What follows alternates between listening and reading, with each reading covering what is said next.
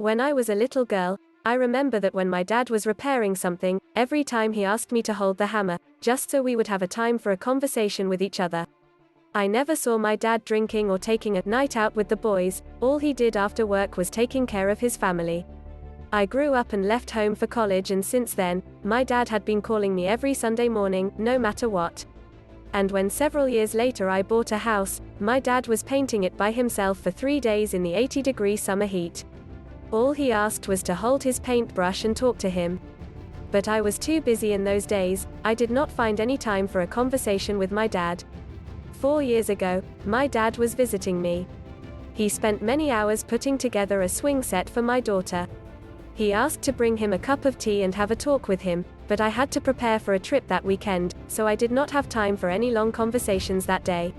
One Sunday morning we had a telephone talk as usual. I noticed that my dad had forgotten some things that we discussed lately. I was in a hurry, so our conversation was short. Few hours later that day came a call.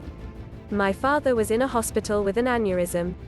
Immediately I bought ticket for a flight, and on my way I was thinking about all missed occasions to have a talk with my dad.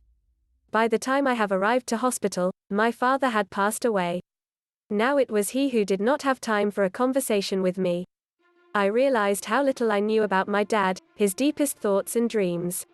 After his death I learned much more about him, and even more about myself.